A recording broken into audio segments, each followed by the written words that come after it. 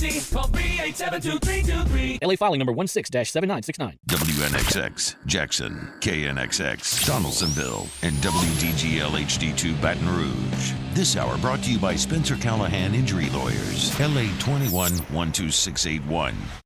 In Baton Rouge. Now, The Hunt Palmer Show. You are now listening to The Hunt Palmer Show on 104.5 ESPN Baton Rouge. Locking down the middle of the day. Live from the Mercedes-Benz of Baton Rouge studios. This is Hunt Palmer.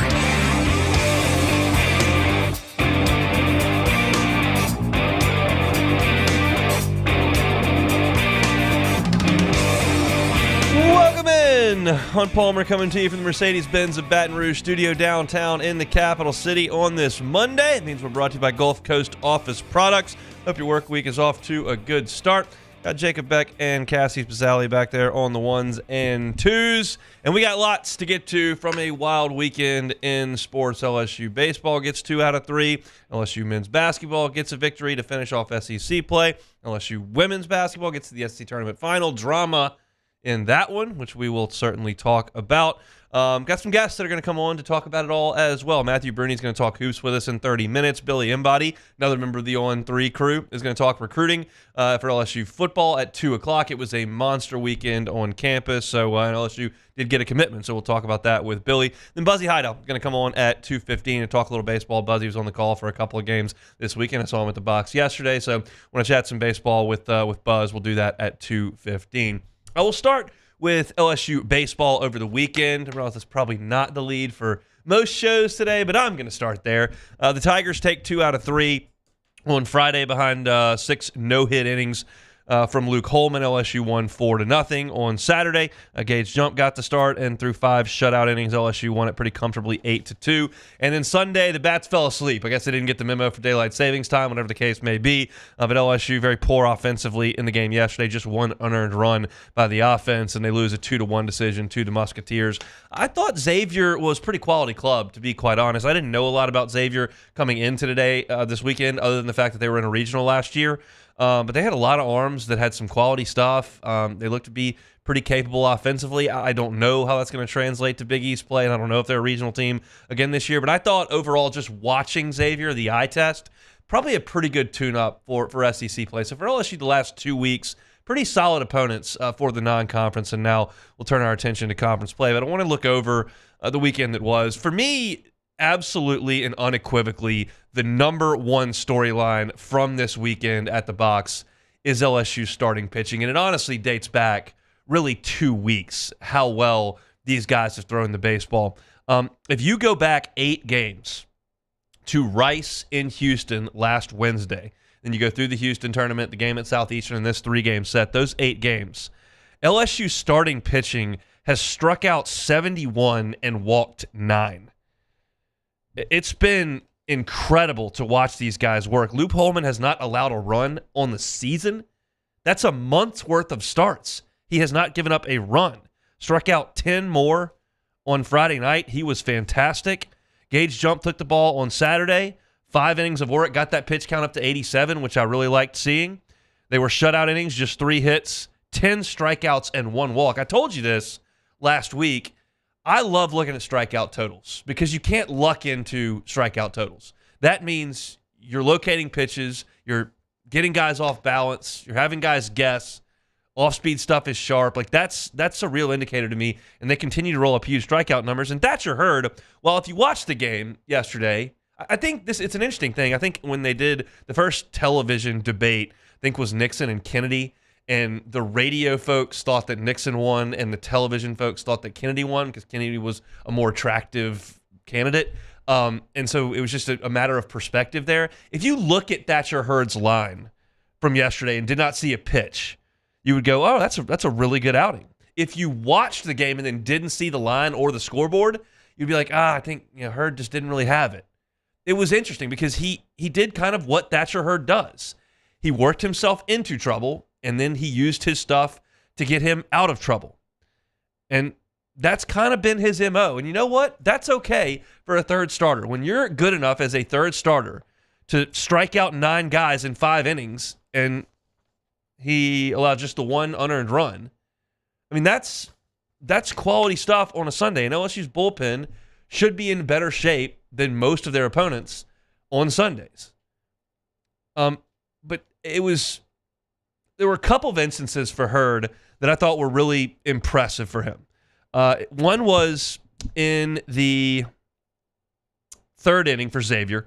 They had a leadoff single into left field, hit it hard, and then Xavier put a hit and run on, and it was gorgeous. Shot it through the right side. That put runners at the corners, and then they stole a base. So it was second and third, nobody out, and this is a trouble spot potentially for Thatcher Hurd. 3 straight strikeouts gets him out of it. 95-mile-an-hour fastballs up to 96. The breaking ball we know was very, very good. He was working ahead in counts and was really, really good in that one. He created some trouble of his own in the 5th inning, which ended up being his last inning. He issued a leadoff walk, which you obviously never want to see, and then he failed to make a throw to first base, spiked it, Jones couldn't pick it, and then he threw a wild pitch. But with one out, runners in scoring position, he gets a strikeout, gets a ground ball in the infield, and then gets out of the inning. And we've seen a couple of times, Auburn comes to mind last year for him, the opener against VMI this year, where we've seen one little issue create a lot with Thatcher Hurd on the mound. And that did not happen this time. He limited any damage that he created or that Xavier created. And I thought that was really, really good stuff. It was usually with Thatcher Hurd, it's not overly clean, but it's usually effective. And right now, I just love where LSU's starting pitching sits. It is very difficult for me to sit here and try to come up with a situation where LSU doesn't send a starter to the mound that you feel really good about for 5 innings. Clearly, Luke Coleman is that guy. He was it last year at the front of Alabama's rotation because of some injuries, and he's been as good as you can be this year. I feel great about where he is. Gage Jump, we built him up all offseason. The hype train was really strong on this show because of what I was told from inside the program. They thought he might be the best pitcher on the team. Now you watch him. He's throwing that 2-seamer. It's got some sinking action on it, and he's throwing it in the mid-90s. That's what the velocity was on Saturday, 94, 95 consistently, and he's throwing a really good breaking ball, and he's striking a lot of guys out. He looks like a bona fide SEC weekend guy. And then Hurd, we feel pretty good about. He's pitched in some rather big spots for LSU. But even Cade Anderson, where he is, and then if you had to send like Nate Ackenhausen out there to start a game, you feel like you could. So, like, even if you got into the loser's bracket of a regional, if you got into the loser's bracket in Omaha, it's not ideal, and I would bet against LSU coming out of it time and time and time again, but it feels like from a starting pitching perspective, LSU has built itself up to be really, really solid. Even an SEC tournament, if you got to play 5 games or whatever it is, you've got enough guys that can go out there and start games. It's hard for us to look back at last year and go, they had no idea what they were doing on Sundays last year. They got up there into Omaha, got in the loser's bracket. Well, Ackenhausen, I know you hadn't started a game all year. You'll start 2. He started 2 games in Omaha, hadn't started 1 all year. Javen Coleman had to start a game in Omaha. He was fresh off Tommy John surgery.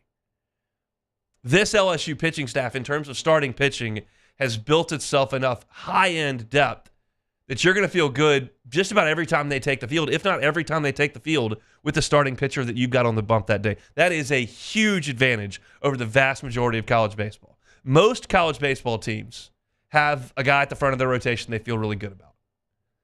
Most. A lot of college baseball teams have a second guy. Once you get to number 3, it's pretty rare.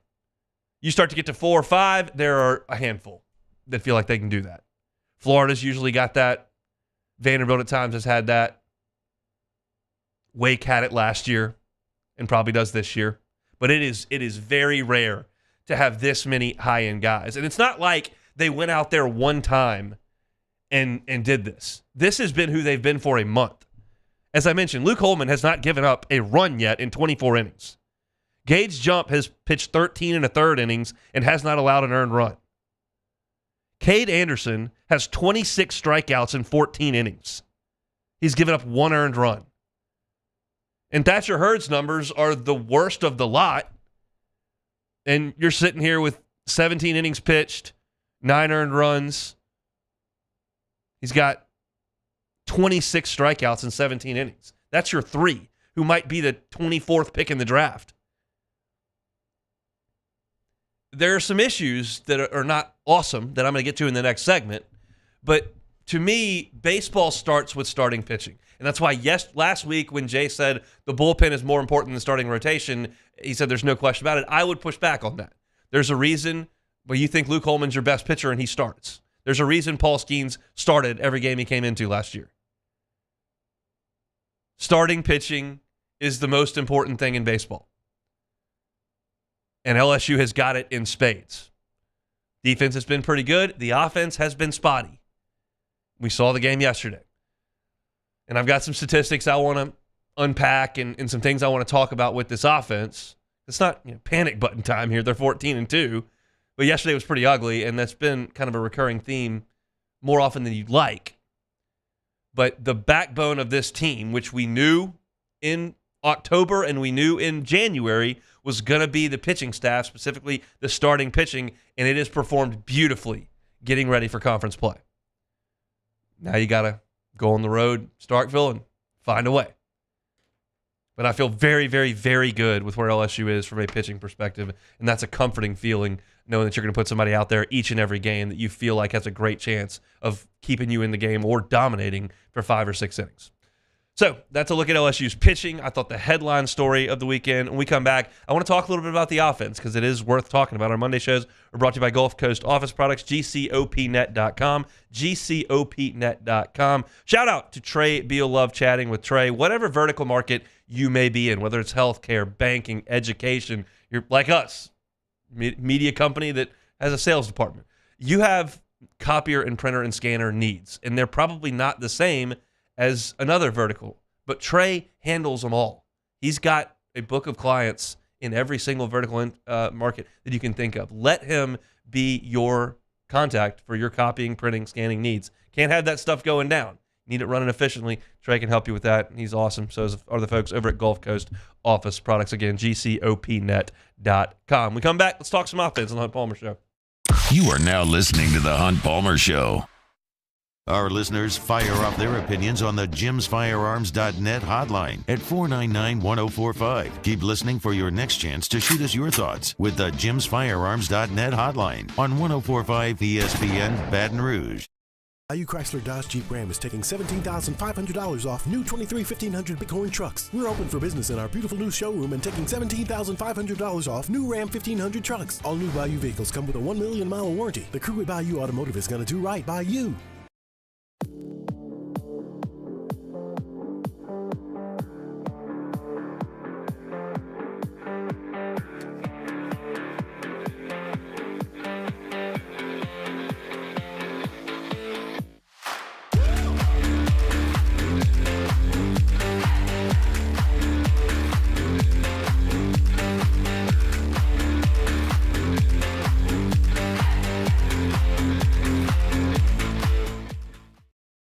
Breck teamed up to reimagine your parks, and you imagined big. With your help, we went to work, creating 12 beautiful community parks across the parish. A family-sized water park, miles and miles of trails, and parks just for your dogs. There are more places to splash, to explore, to run wild, and even soar. You imagined, we delivered. Gold. Breck, your #1 park system in the nation. Hey, it's Matt Moscona. For years, you've heard me tell you about Insurance Network of Louisiana, helping you find better coverage for less money. But it's not just for your home and auto. They also offer commercial property. So, retail stores, professional offices like doctors, dentists, attorneys, clothing boutiques. Insurance Network of Louisiana can find you better coverage for less money. They service the entire state of Louisiana, and they're local. So call today at 293-0450 or lainsurance.net. Yo, Jake here from my friends over at Community Steel Company located in Gonzales, Louisiana. The local place you can turn to for all of your metal building needs.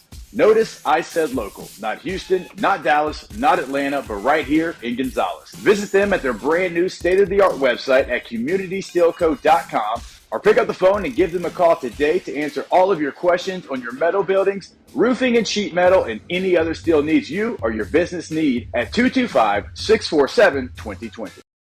Gulf Coast Bank and Trust is giving our customers the power to bank anywhere, anytime during this challenging event. And we're right there with you. Our mobile banking app is a smart way to manage your money and time. Gulf Coast Bank and Trust, the bank that cares about you. Jerry and Benny Payne began Central Plumbing Company out of their driveway in Tanglewood Subdivision. 50 years later and 4 generations down the road, we continue to serve Baton Rouge and the surrounding areas for all of their plumbing needs. Residential, commercial, industrial, or hospitality, Central Plumbing is here 24/7, 365. We want to thank our customers, family, and friends for 50 years of success. And looking forward to 50 more.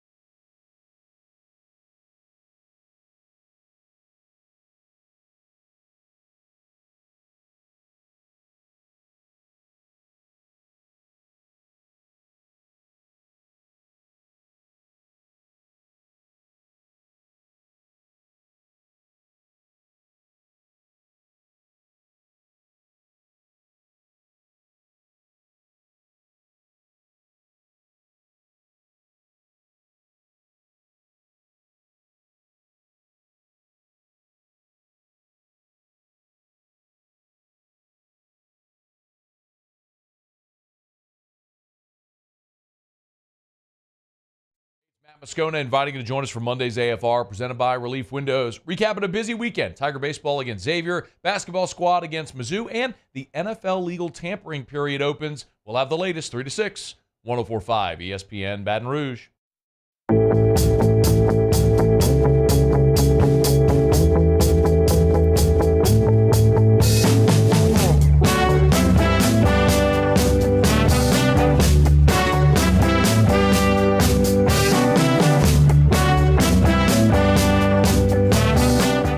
You're listening to The Hunt Palmer Show on 104.5 ESPN Baton Rouge. Our baseball breakdowns all season long brought to you by Plucker's Wing Bar. Get on by, get you some Breggie's Creole Crush, brand new wing sauce, courtesy of Alex Bregman of the Houston Astros and LSU fame. Two Plucker's locations, Bluebonnet and Nicholson. Get on by today. They bring you my baseball breakdowns every single day, all season long. I want to start this by saying that LSU is 14-2. They are ranked second in the country by D1 baseball, and I think are in a really good spot. I think they've done a good job of ramping things up in the pre-conference, and I think they're okay. They have had some offensive struggles. I think that is very fair to say. So while the pitching has been brilliant, at times the offense has kind of gone in the deep freeze. You saw just 5 hits in a win over Louisiana Lafayette last weekend. At Southeastern back last week, you only had 1 run in 8 innings and weren't really putting together a lot of threats in that game. You had 4 runs in the first 2 innings on Friday, got up 4-0, and then never scored again over the last 6 at-bats. Sunday, you only had a single unearned run. If the second baseman for Xavier makes that play, you don't even score. And so it's not like it's happened once yesterday. You lost. But it's kind of been a recurring theme, even in a couple of wins that I mentioned, 3 wins that I mentioned there. It just hasn't been a consistent offensive onslaught. Like last year's team was an absolute wrecking ball in the pre-conference. I looked at these numbers, and at this point in the calendar last year, LSU had, I think, 8. I'm trying to find the note here in my notes. Yeah, here it is. At this point last year, LSU had won 7 games by the run rule, by 10 runs or more.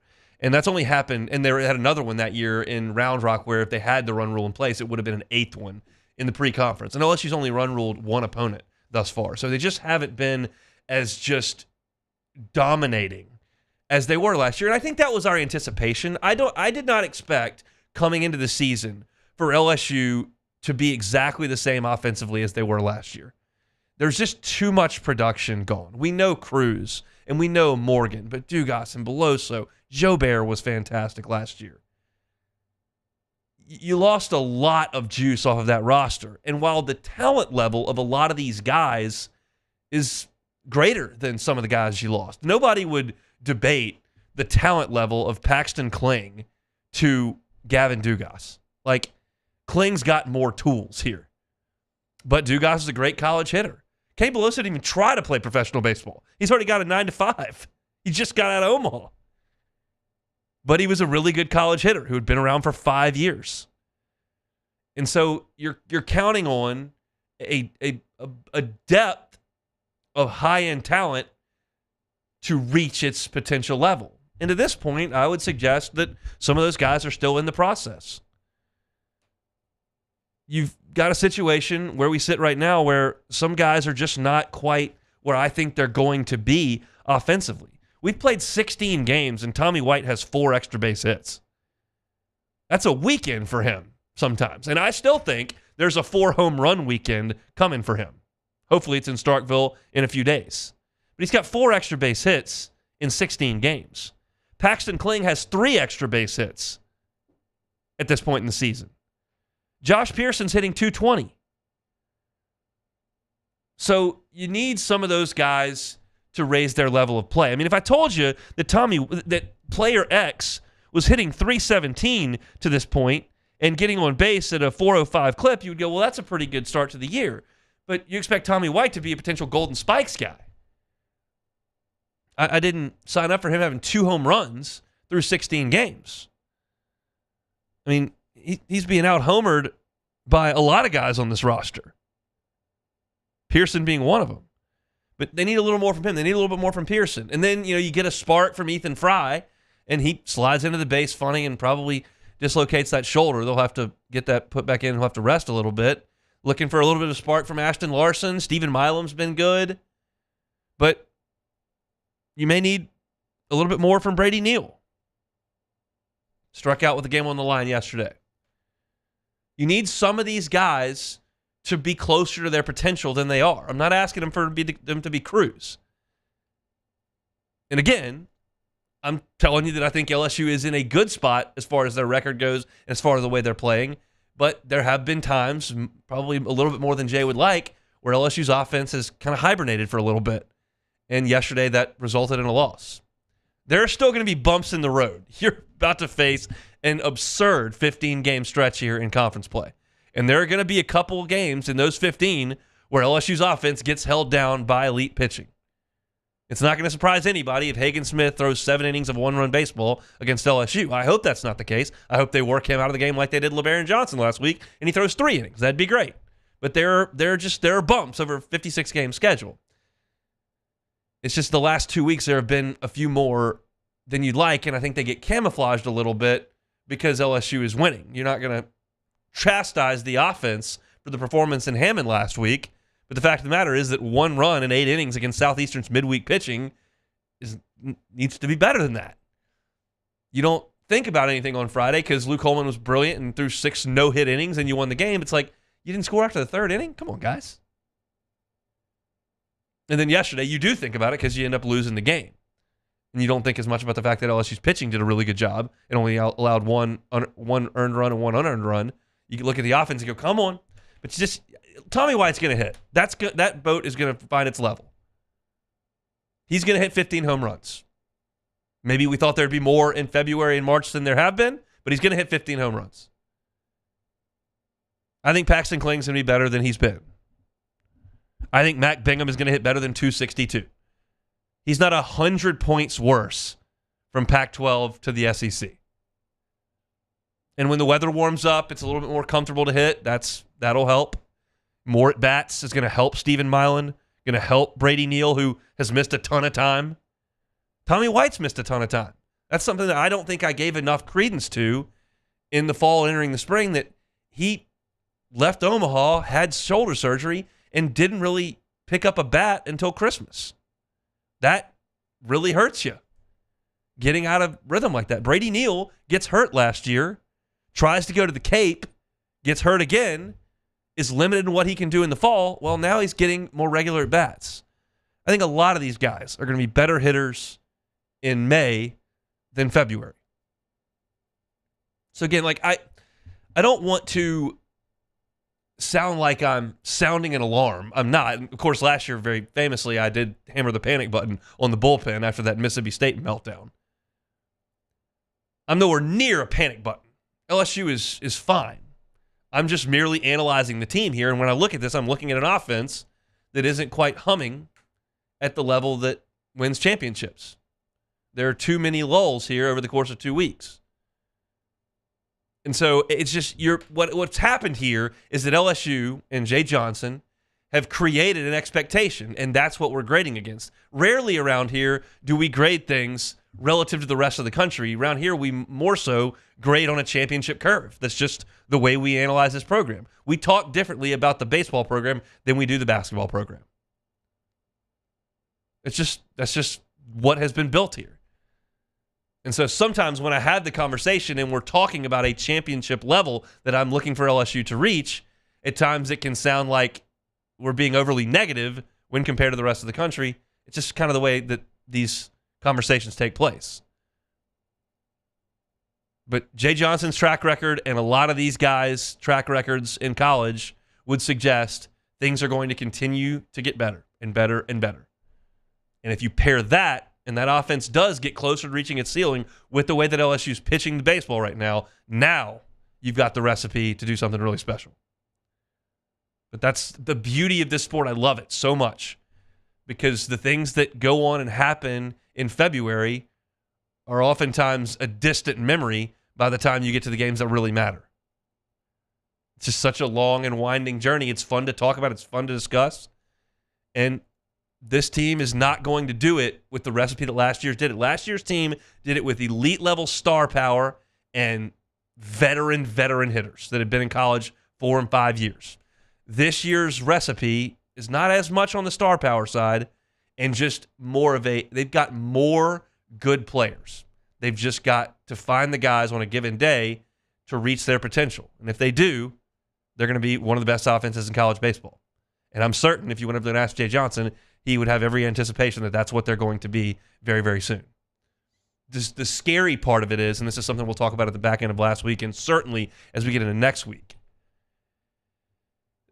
this schedule is unforgiving the first 5 weeks. There's some forgiveness in the back end. I don't know that Ole Miss is great. Missouri is not good. We'll see what Auburn is. Like there are some series down the road where I feel like LSU is a heavy favorite. You've got to get there, though, with this first part. So there's not as much time for guys to grow up and figure it out. It's time to go. You've had your month of pre-conference. Let's get that offense rolling. It's got to start in Starkville coming up on Friday night. That's a baseball breakdown today presented by Pluckers. When we come back, we will shift gears, talk a little bit of hoops. We're going to talk about the men who closed out their conference season with a win to get to 9-9. And we'll talk a little bit about the women yesterday on the court and then what happened with the fight as well. All that's with Matthew Bruni of the On3 Bengal Tiger team, and it's coming up next. The Hunt Palmer Show. Audio, video, security solutions. You can find them at avssla.com. They do whole home audio, TV installation, video surveillance. We've got our surround sound with them. I'm going to say our security system is with them. I've got a fantastic picture of both my front door and my back door right there on my phone. I can set my alarm from anywhere with the use of the app on my phone. And Mitchell Fisher and the team at Audio Video Security Solutions help me with that. They're a local company right here in Baton Rouge, and they can help you out. Check them out on Instagram. Great videos and great displays of some of the awesome work that they've done in the Baton Rouge area at AVSS_BR. Give them a follow there and check them out online. It's Audio Video Security Solutions at AVSSLA.com. In times of need, get a full list of phone numbers, websites, and other important emergency information on the Demco Stormwatch page at 1045ESPN.com. There it is, the extra mile, on the border of expected and extraordinary for those willing to go further, like vans customized for work or play, with safety and tech to keep you connected. Supported by a 5-star sales, service, and finance team, and backed by the 1-star you know. So go the extra mile. It's never crowded, because so few have what it takes to go there. Mercedes-Benz Vans.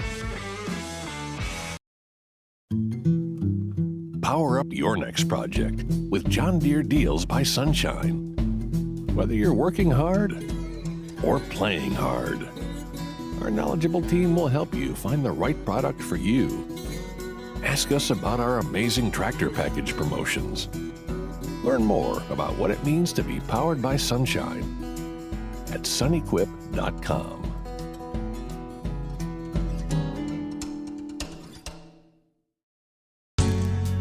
It was a humid day, barefoot children play, looking for that summer shade. Time just slips away. Oh, Louisiana, some kind of hold on me. Like cypress stumps, your roots are planted deep inside of me. I've been doing business with Luba for 25 years. They're dependable, trustworthy. It's just the attention to detail with our clients.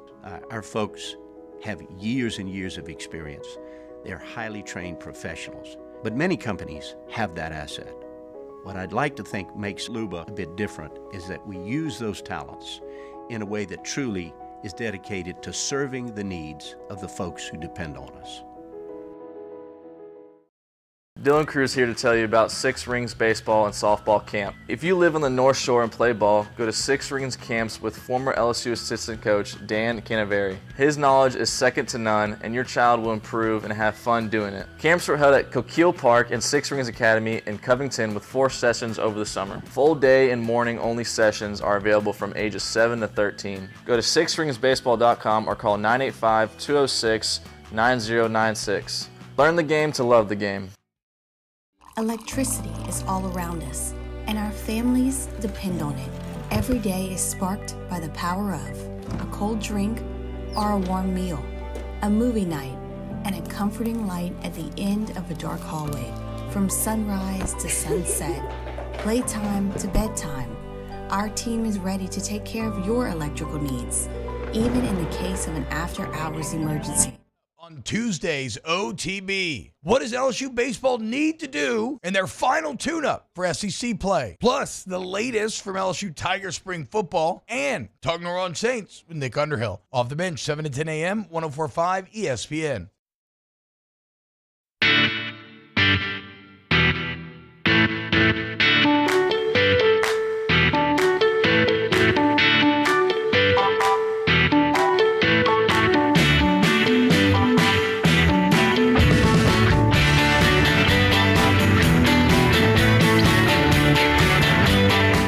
This is the Hunt Palmer Show on 104.5 ESPN Baton Rouge. Well, breaking news from the NFC South. The Falcons have a new quarterback. Kirk Cousins, 4-year deal with Atlanta. We're talking about it here to finish out our number one. But right now, turn our attention to basketball. Matthew Bruni covers hoops for On 3, part of the Bengal Tiger team with Billy Embody, who will be with us in a little bit. And Shay Dixon joins us now on the Jim's Firearms Hotline. Matthew, how are you? Hey, Hunt, I'm doing great. Hope you didn't have me on to talk Kirk Cousins to the Falcons. No, I absolutely did not. I had you on to talk about fights in the SEC women's basketball tournament, so let's do that. You were watching yesterday. What was your reaction when things got a little heated? I don't know. I might be kind of just, we watch a lot of sports and whatnot, and if you've watched, for everybody watching the game, you could kind of feel it building up to that moment, I think, throughout the game. People on Twitter tweeting out clips of everybody, whether it's Chloe Kitts for South Carolina shoving, Cardoso shoving, Angel pulling hair, everything. This was the ultimate trash talk. The tone was set from the first 2 minutes of the game. This was about as gritty, tough, physical, trash talking. This was about as 90s NBA basketball as you could get. And I loved it. I enjoyed every second of it. And whenever that turnover happened and Flau'jae grabbed her, and then South Carolina girls came right up to her and got in her face, I was like, all right, well, here we go. Flau'jae, because if you're Flau'jae, you can't just sit there. And then it escalated. So it was interesting. As far as on the court, Kim said in the press conference yesterday that she feels like her team is playing some of their best basketball right now. Now, they got to get healthy, and they've got a week to do that. I think we all understand that. But how do you feel that they're playing right now based on how they were playing 2 months ago? Oh, they are just a completely different team. I think defensively, to hold South Carolina to 43% shooting, to out-rebound them the way that they did, the job they did on the 2 posts, Cardoso and Watkins, and Kits for that matter. I just think they were tremendous defensively. Full Wiley for South Carolina got loose, but overall, this is a team that has gone from a very average pedestrian defensive team to I would say probably a top 20, top 25 defense in the country at this point. They're playing a lot better on that end, and especially transition defense, where if they don't give up a turnover, they're usually able to get back and set up. What's the most significant injury to this point? Probably Samaya Smith still, as much as I think Aaliyah Del Rosario is making progress. She's still a freshman. You still see the turnovers. You still see the limitations there.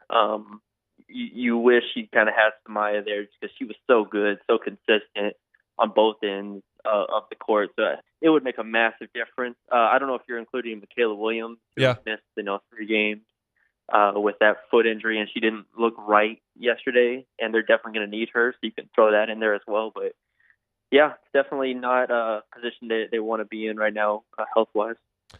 I don't like conspiracy theories at all. I think people spend way too much time on them. But women's basketball has, in my opinion, 3 massive draws. South Carolina and Dawn Staley are a massive draw. LSU and Kim Mulkey and Angel Reese are a massive draw. And then, of course, Iowa and Caitlin Clark. Do you think they'll take that into consideration when they put the bracket out? Well, South Carolina and LSU would never be in the same region. They don't put, obviously, teams of the same conference in the 1 and 2 line. So that's fine. The more interesting thing is if they put them on the opposite sides of the bracket, which I think they would. So that may be a little, that setting it up for a potential championship game. And then Iowa, I think they've cemented themselves as a 1 seed. It gets kind of murky after South Carolina, who the second team is, but I assume they're going to put Iowa as the second overall number 1, so that puts them on the upper side of the bracket. And I think ideally, I don't know if it's conspiracy. I think they would love a Final Four with South Carolina, Iowa, and LSU, and Iowa and LSU probably playing each other. So that's the dream, and I think they'll probably set it up that way. How do you feel about LSU's Final Four chances as we sit here today? I feel pretty good. I don't think any of the 1 seeds, like I said, they're not playing South Carolina. And Iowa, we know what they are. Stanford, you know what they are. I think they match up really well with how tough they're playing, with the defense they're playing. And if they can get Michaela Williams back on track over the next 2 weeks, then I think they have enough scoring and shooting on the perimeter to beat anybody, really. I think I've said it before, but the 2 through 16 teams in the country right now on the women's basketball side are very, interchangeable. So I don't know. It won't be easy, but I like their matchups with whoever they get as their potential 1 seed in their bracket. Talking with Matthew Bruni from the Bengal Tiger, part of the On3 crew. We'll change this over to the guys. They finish off the SEC's regular season on Saturday with a win over Missouri. That was kind of a weird game. Got off to a slow start, then built a huge lead, and then Missouri came storming back and covered late, made it more interesting than it should have been. So let's talk about the game before we talk about the season as a whole. What did LSU do so well to extend that lead early in the second half? Yeah, I think they finally got out in transition a bit, and the defense kind of led to the offense. Missouri was able to really slow the game down just in the half-court setting and kind of get the shots they wanted to. And LSU's defense was awful, really, in the first half. And once they started getting stops, I think that opened up Trey Hannibal and allowed him to get in transition and attack the rim. Jordan Wright as well got loose. So I think that's just kind of what this team is. Against bad teams especially, they have to get stops to open up their offense, because if not, the games just get really ugly. It kind of works out both against good teams too, but I think especially that Missouri game, it was so ugly in the first half where Missouri was just getting buckets. I think they shot over 50% in the first half, and they weren't able to get out and go. And then let's talk about it for the season. What does 9-9 mean to you? I think it's a terrific job. The SEC just came out with the postseason awards, and LSU didn't have a single name on that list, whether it was all conference first team, second team, defense team, or freshman team. So I think to go 9-9 and to finish 8th in the conference, I think that's a great job. I said going in, I think 7 wins would have been very, very good, and they surpassed that by 2. So it wasn't always pretty, but I think Matt McMahon deserves a ton of credit for 9-9, and now it's where do you go from here? Because if this was your year one, quote unquote, then it's about building now from that foundation and building for year two. Yeah, they'll go to Nashville and they'll take on Mississippi State. We know the Bulldogs came into Baton Rouge and kind of put it on LSU for really the entirety of that game. How do you feel like this matchup plays out in round two? Yeah, I am a little worried. I don't think it's a great matchup. I think Mississippi State defensively just can give LSU a lot of problems, and then Josh Hubbard, the freshman guard that they have, just kind of lit them up in the PMAC. So I'm a little worried about that. I do think it's a game they need to win. If the goal at this point, obviously, is to get to the NIT and try to play more games, I think you got to beat Mississippi State. This is the first year I've ever looked at like NIT bracketology because it's a different format this year. And with Ole Miss and A&M likely not making the tournament, you're going to have to get like a quote unquote at large to the NIT. So I think you're going to have to win against Mississippi State to really lock it in for the NIT. If not, there'll be question marks. Matthew, we appreciate some time, man. We'll do it again soon. Yeah, thanks for having me, Hunt. He is Matthew Bruni, part of the team over there at the Bengal Tiger on 3. We'll have a double dip of Bengal Tiger guests today. Matthew Bruni here talking a little bit of basketball, and then we'll have Billy Embody coming up talking some football recruiting as there's a big weekend. Matthew was talking about the NIT and what all that looks like. And so I'm going to pull up the college basketball net rankings right now and see, because you were looking at, it was LSU and Ole Miss were the teams that you were looking at as potentially getting that second SEC host site. And it's just a matter of who's ranked higher in the net. And I know that Ole Miss took a bit of a tumble. Yeah, they did. So Ole Miss is at 90. LSU is at 92. If you can pass them somehow, some way, then you would be a host team. If you don't, Ole Miss is going to host because neither one of those teams is going to make the NCAA tournament. So as I look at the men's basketball tournament bracket, see what Ole Miss has got first. Pull that up right here, and it will be Ole Miss has Texas A&M in the opener. They just played them. So it'll be Ole Miss and Texas A&M. If the Aggies can win that game, knock Ole Miss backwards, and if LSU can beat Mississippi State before they eventually lose, and we assume that LSU will lose, and for the sake of the NIT discussion, they have to lose, because if they don't lose, they're not going to the NIT. It'll be close. It will be close. Well, I didn't realize Ole Miss was going to take the tumble the way that they did over the weekend. So it's still in play for LSU to host an NIT game, but we'll have to see what happens coming up in Nashville. LSU's game against Mississippi State, unfortunately, will be Thursday at 1 o'clock. So right when we start our show, like that game's going to go from 1 to 3, and we'll be on from 1 to 3. So that's a bit of a bummer for us, but that's all right. LSU and Mississippi State will go at it coming up on Thursday. When we come back, the Saints have a new rival. I'll tell you who it is. That's next. You are now listening to the Hunt Palmer Show. ESPN Bet is now live in Louisiana as the official sportsbook of ESPN. ESPN Bet is the only place to find daily exclusives and offers with your favorite ESPN personalities and shows. You can sign up today. New users get $100 in bonus bets for making any sportsbook bet. You can find all your favorite markets and bets like in-game wagering, cross-sport parlays, teasers, and all the props that you can handle. That's ESPN Bet. You can download today. What a play. Must be 21 or older. Gambling problem? Call 1-800-522-4700. In partnership with LeVar Lake Charles. Terms and conditions apply. See app for details. Our listeners fire off their opinions on the jimsfirearms.net hotline at 499-1045. Keep listening for your next chance to shoot us your thoughts with the jimsfirearms.net hotline on 1045 ESPN Baton Rouge. Bayou Ford has the new inventory to get you in a new Ford truck or SUV today, or customize your next vehicle just the way you want it. All new Bayou Ford vehicles come with a 1 million mile powertrain warranty. The crew at Bayou Ford is going to do right by you.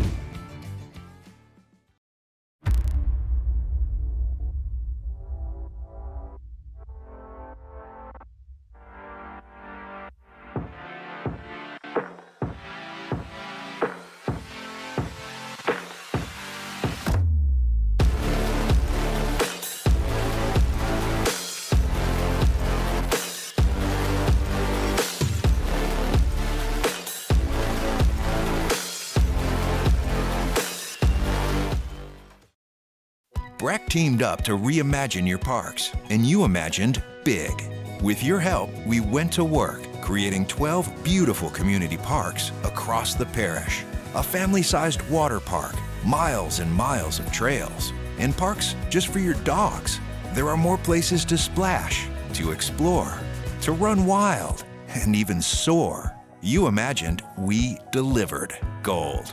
Breck, your #1 park system in the nation.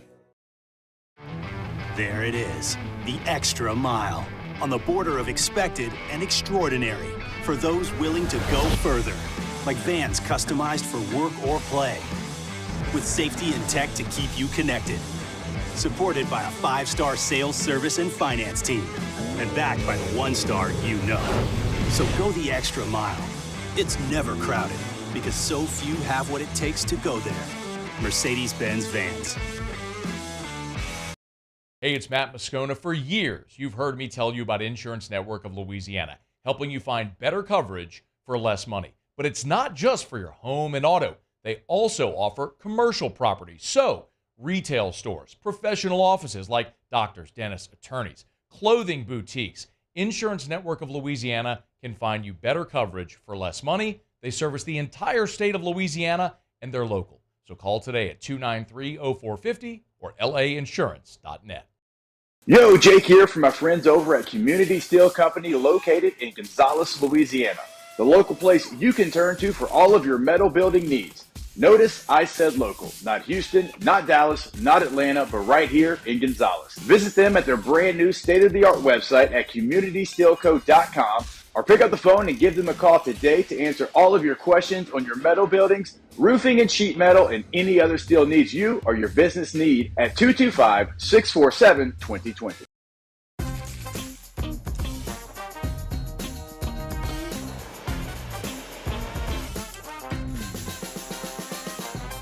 The best.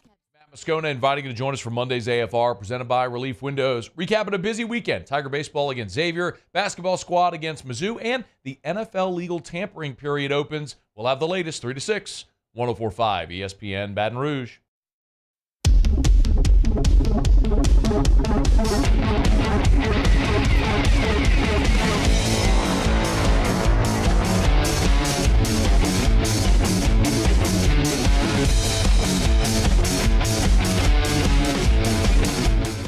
You're listening to The Hunt Palmer Show on 104.5 ESPN Baton Rouge.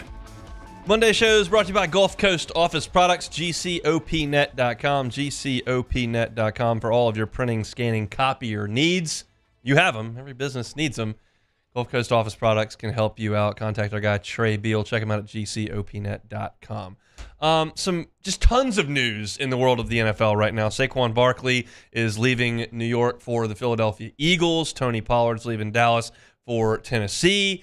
None of that really affects the Saints a whole heck of a lot. However, this does. Kirk Cousins is headed to Atlanta to be the starting quarterback for the Atlanta Falcons. And this feels very, very similar to last year with the Saints, where if you look at that Falcons roster, it's a pretty good defense. And they've got a lot of playmakers on the offensive side of things. Used a first-round pick on Drake London. Used a first-round pick on Kyle Pitts. Bijan Robinson is a heck of an athlete. Got a pretty solid offensive line. But you had terrible quarterback play. So you sign a veteran and bring him in. That's exactly the situation the Saints were in. Last year, the Saints, we felt like were about a 500 team. Had a pretty good defense. Had some really good playmakers on the outside. Olave, Kamara, Michael Thomas. And you just plug in Derek Carr and you hope that elevates everything. They're very, very, very similar situations. And look, me personally, entering last NFL season, I said, if you're a Saints fan, you should be pretty excited about this. I think the Saints are the best team in their division. I think they've put a functioning quarterback into an offense that should be much better. The defense is pretty good, and the division stinks. They should be fine. And they weren't. And as I sit here and look at Atlanta and look at what they've got and bringing in Kirk Cousins, I think they're my favorite to win the division. Now, Baker Mayfield just re-signed with Tampa, and the Saints have a new offense they're going to put in. And maybe Kirk Cousins is just a product of having the best receiver in the NFL in Justin Jefferson. Had some really good years of Adam Thielen. And he's not going to have quite the same production in Minnesota, plus he's older. I don't know. I feel like this makes Atlanta the favorite. I'm way down on Carolina, as does everyone, I think. I don't trust the Tampa. I think that was smoke and mirrors for a year in a bad division. And I'm iffy on the Saints, who had the easiest schedule you could possibly drum up and couldn't go 500. I just don't know if you're going to fix that with a new offense and a tougher schedule. So to me, I think the Saints are not the favorite in the NFC South. I believe that this makes Atlanta the favorite. The other news in Saints camp today was contract extension for Demario Davis. And this is just very, very Saints. We talked about this with Tyrann Mathieu last week, and now we'll talk about it with Demario Davis this week. The Saints have a lot of old, expensive players. And the way that they're trying to mitigate that is to make them get older and older as Saints for cheaper. You could have been done with Demario Davis after next year. Instead, you extend the contract so that you can spread the money out because your salary cap is in a bad spot. It's not an unmanageable spot. The Saints manage it every year. I'm not suggesting they'll fail to be in compliance. I'm suggesting these fixes don't work. Now, Demario Davis is playing at a higher level than Tyrann Mathieu. He is still a Pro Bowl caliber linebacker at 35 years old. What is he pushing 37? I don't know, but we're going to find out, and he'll be on the Saints' payroll. The Saints desperately need to get younger and cheaper, and they continue to extend contracts of older players who are not the players they once were because they have to for money. I was a little iffy on the Tyrann Mathieu signing, and I'm a little iffy on this re-signing. An extension. I shouldn't say re-signing. Extension. It's just not the way the Saints need to go. They need to be younger. Tyrann Mathieu is not the player he was 7 years ago. Demario Davis is close, but he's not quite the player he was, and at some point, Father Time will win. He is undefeated. He got to Tom Brady. He got to Peyton Manning. Those were longer fights. I think he's gotten to Tiger Woods. He got to Roger Federer. Some of these guys tempt fate. Albert Pujols. But eventually, Father Time's going to win. The Saints just have to hope for Demario Davis. It's in 2 years instead of 1. But this is the way that they continue to operate. Lengthen contracts, spread the money out so we can dip down.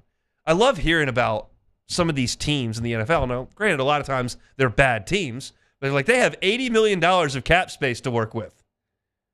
The Saints are always the exact opposite. Well, there are $72 million over, and so you convert some into roster bonuses. They've got some guys like Ramczyk, and some of these guys have language built in their contract. They don't even get a say in the negotiation. If the Saints want to convert some of this, they can do it without asking. And that's what they'll have to do. And I don't mind cutting guys big checks for signing bonuses.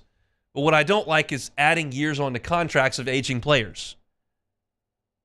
Because you're going to continue to have to pay these guys sums of money that they can't play to earn. I'm a little nervous about that.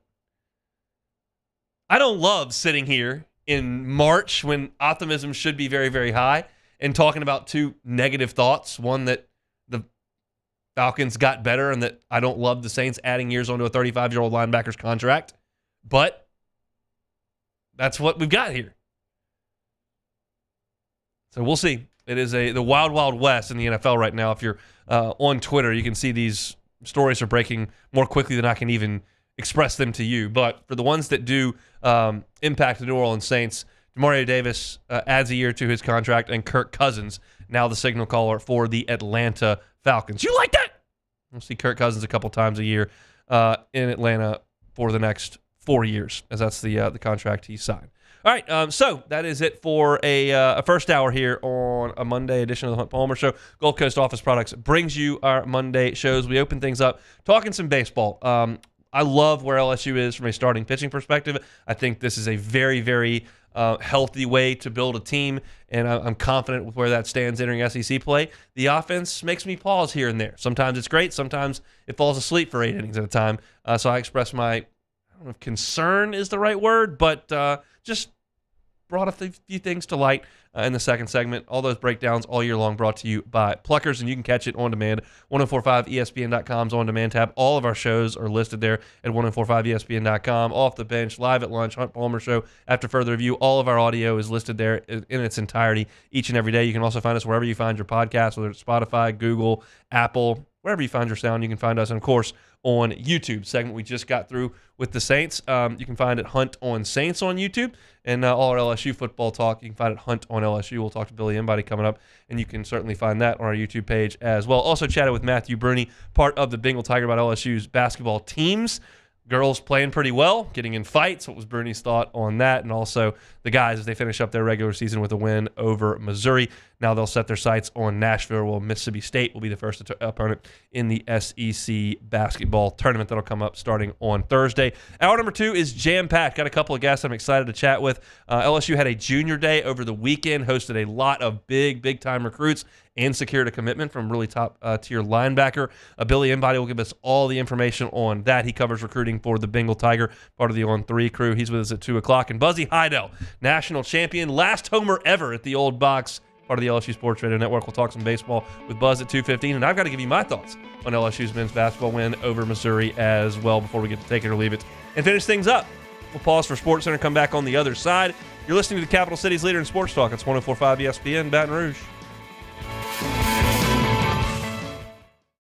Value Chrysler Dodge Jeep Ram is taking $17,500 off new 23 1500 Bighorn trucks. We're open for business in our beautiful new showroom and taking $17,500 off new Ram 1500 trucks. All new Bayou vehicles come with a 1 million mile warranty. The crew at Bayou Automotive is going to do right by you. Dylan Cruz here to tell you about Six Rings Baseball and Softball Camp. If you live on the North Shore and play ball, go to Six Rings Camps with former LSU assistant coach Dan Canaveri. His knowledge is second to none, and your child will improve and have fun doing it. Camps were held at Coquille Park and Six Rings Academy in Covington with 4 sessions over the summer. Full day and morning only sessions are available from ages 7 to 13. Go to sixringsbaseball.com or call 985-206-9096. Learn the game to love the game. The Windsor Senior Living Community in Mandeville, Louisiana is a beautiful, vibrant apartment community geared toward seniors. They are nestled right in the heart of Mandeville, where seniors live a more carefree lifestyle in spacious apartments with the peace of mind that comes from having a little extra help. Call the Windsor at 985-624-8040 to schedule a lunch and tour. Come see how the Windsor can be your passport to peace of mind. Jerry and Benny Payne began Central Plumbing Company out of their driveway in Tanglewood Subdivision. 50 years later and 4 generations down the road, we continue to serve Baton Rouge and the surrounding areas for all of their plumbing needs. Residential, commercial, industrial, or hospitality, Central Plumbing is here 24/7, 365. We want to thank our customers, family, and friends for 50 years of success. And looking forward to 50 more. I've been doing business with Luba for 25 years. They're dependable, trustworthy. It's just the attention to detail with our clients. Our folks have years and years of experience. They're highly trained professionals, but many companies have that asset. What I'd like to think makes Luba a bit different is that we use those talents in a way that truly is dedicated to serving the needs of the folks who depend on us. Bayou Ford has the new inventory to get you in a new Ford truck or SUV today, or customize your next vehicle just the way you want it. All new Bayou Ford vehicles come with a 1 million mile powertrain warranty. The crew at Bayou Ford is going to do right by you. Electricity is all around us, and our families depend on it. Every day is sparked by the power of a cold drink or a warm meal, a movie night, and a comforting light at the end of a dark hallway. From sunrise to sunset, playtime to bedtime, our team is ready to take care of your electrical needs. Even in the case of an after-hours emergency, the light in your life shines brighter with Mr. Electric. There it is, the extra mile, on the border of expected and extraordinary, for those willing to go further. Like vans customized for work or play, with safety and tech to keep you connected. Supported by a 5-star sales, service, and finance team, and backed by the 1-star you know. So go the extra mile. It's never crowded, because so few have what it takes to go there. Mercedes-Benz Vans. BRAC teamed up to reimagine your parks, and you imagined big. With your help, we went to work, creating 12 beautiful community parks across the parish. A family-sized water park, miles and miles of trails, and parks just for your dogs. There are more places to splash, to explore, to run wild, and even soar. You imagined, we delivered. Gold. Breck, your #1 park system in the nation.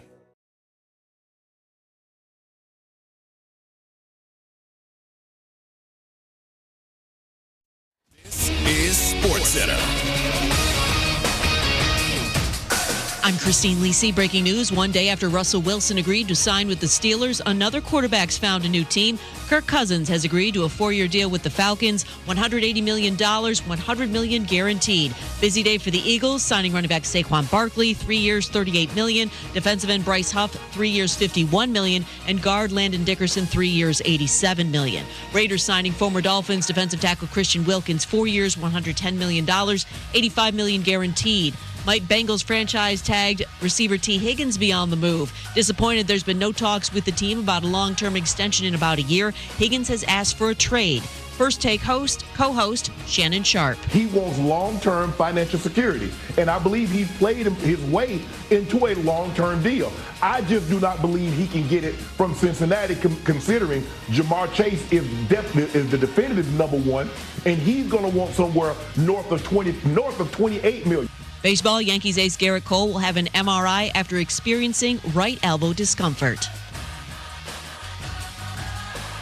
Hey, it's your resident Super Bowl champ, Chris Cannon. Coming up Tuesday, legal tampering is here. I'll tell you which moves will have the biggest impact on next season. It's Unsportsmanlike, 6 a.m. Eastern, right here on ESPN Radio, ESPN2, and ESPNU.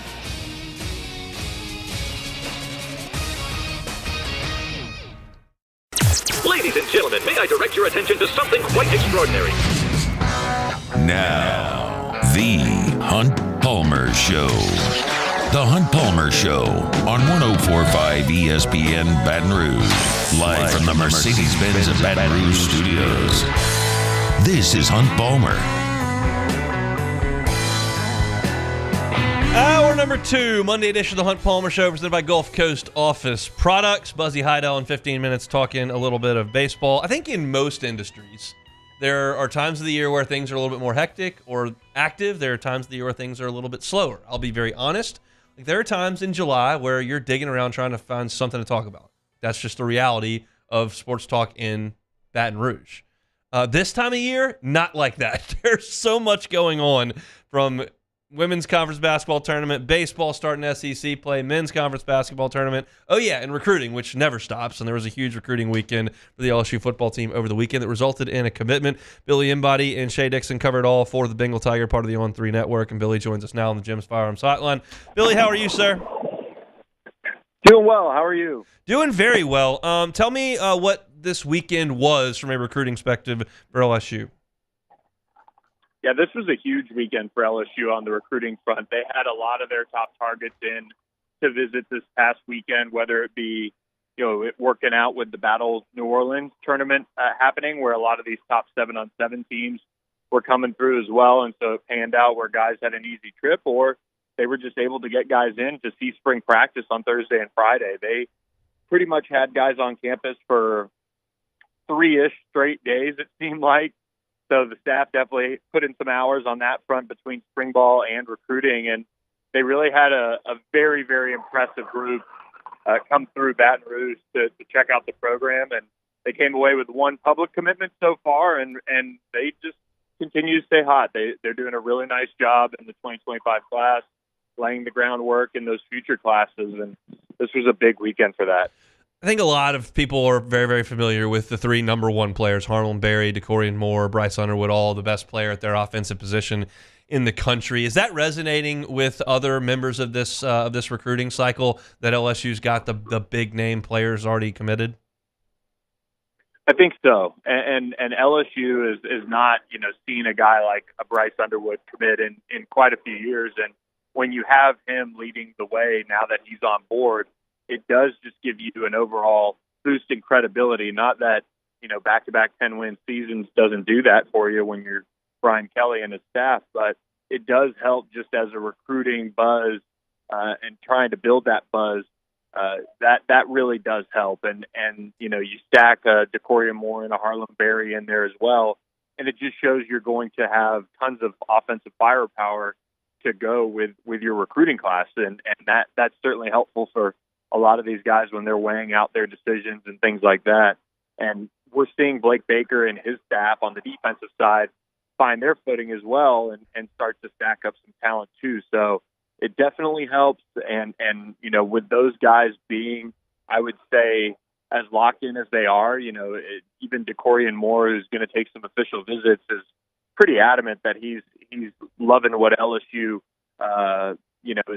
is giving him the opportunity to do with Bryce Underwood, Harlem Berry, and live out a childhood dream. These guys are all pretty locked in and recruiting for LSU and always out there in the public doing so. So it's a really impressive trio, and yeah, absolutely helps Brian Kelly and his staff.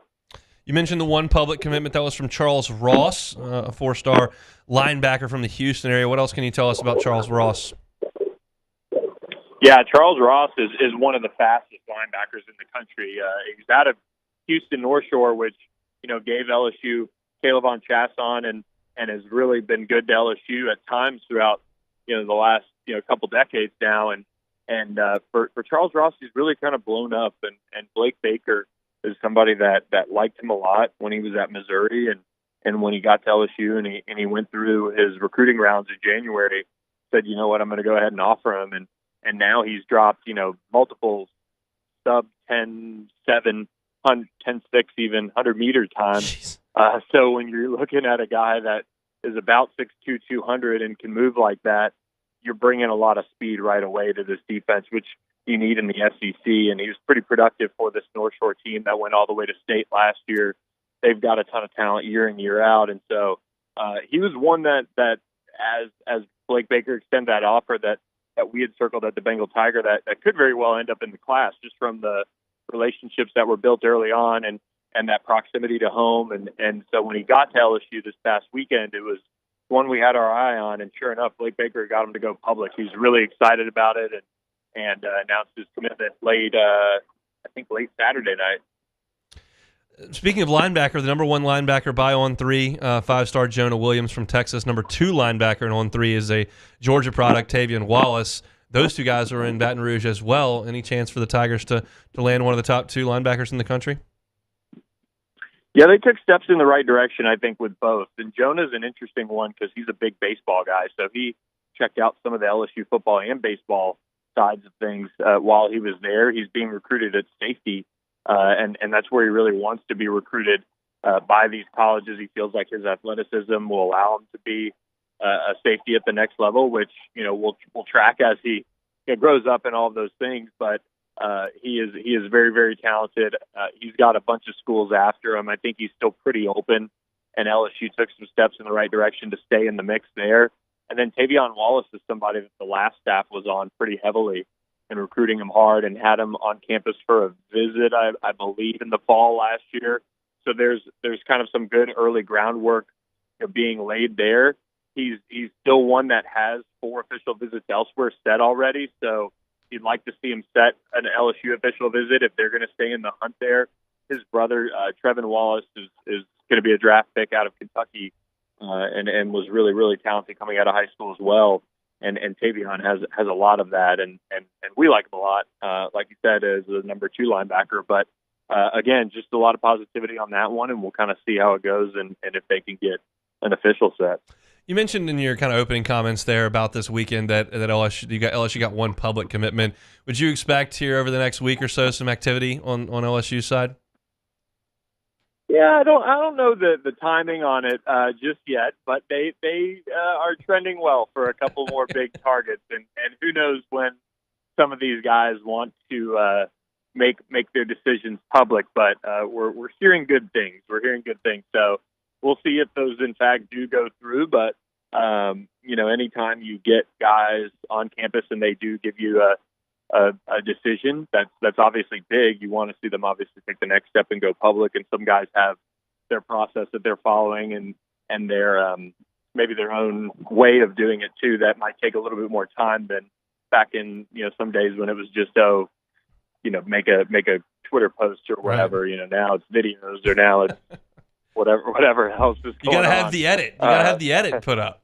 Yeah, the live stream, whatever you want these days. So sometimes it does take a little bit longer, but we are keeping a close eye on a couple guys. What are the odds LSU lands the number one class in the country in this cycle? I would say pretty good, just because they have laid themselves, they have set themselves up so well with landing those high profile number one prospects in Bryce Underwood, Ja'Cory Moore, Harlem Berry. That's a piece of the puzzle when it comes to landing a number one class, is you do get rewarded for landing the number one overall prospects at their positions. I mean, you can do it elsewhere or other ways, with stacking like, a 2, a 3, and a 5 and things like that at certain positions that help. But, when you have the number one guys, it does help set you up pretty well. And they're trending with a lot of their top targets that could very well allow them to have the number one class. But you look across their recruiting board and they, I would say, entering the back half of spring, have a really good shot with most of the guys that they're recruiting heavily, which is where you want to be. And I guess however that shakes out, we'll see rankings wise how that pans out when it comes to getting that number one class. But they're battling some really high end competition for pretty much their entire board. And so if they came away with most of those guys, that would be a really impressive recruiting haul without a doubt. I know you all be all over it start to finish. He's Billy Embody, part of the Bengal Tiger over on 3, joining us here, talking some recruiting. Thanks, Billy. Thanks a lot, Hunter. I appreciate it. If y'all are into recruiting, I can't recommend the Bengal Tiger enough. Shay's got a huge piece up today called The Prowl, talking about the entire weekend. There are names galore listed there. They don't mean a ton to me because I don't follow it quite as closely as a lot of y'all do, but it's impressive the amount of talent that LSU is getting committed in this class. I do know that, and so that's very, very exciting for Brian Kelly's program. If you want to check it out, you can over on the Bengal Tiger. Also, my baseball piece is up there. Speaking of baseball, Buzzy Heidel's going to join us to talk some baseball coming up next. The Hunt Palmer Show. One Bath and Closets. OneBathAndClosets.com is the website. David Duvall and his team, 30 years redesigning and remodeling bathrooms and closets. Obviously, y'all know we just moved, and one of the priorities that we had in a new home that we were looking for was some closet space, because our closet space was not very good in our previous house. And we found a place that has some really good closet space. My wife is thrilled about it. You can have the same thing. David Duvall and his team over at One Bath are happy to do a custom closet that can absolutely rock your world with what they can do from a space perspective. Maybe you're just not using your space more efficiently. Maybe you need some new space. Either way, David Duvall and his team can make it happen. It's going to be efficient, it's going to be beautiful, and it's going to be exactly what you want as you follow them in the process every step of the way. Check out pictures of the great work, testimonials, and request that free consultation over at OneBathAndClosets.com. OneBathAndClosets.com. In times of need, get a full list of phone numbers, websites, and other important emergency information on the Demco Stormwatch page at 1045ESPN.com.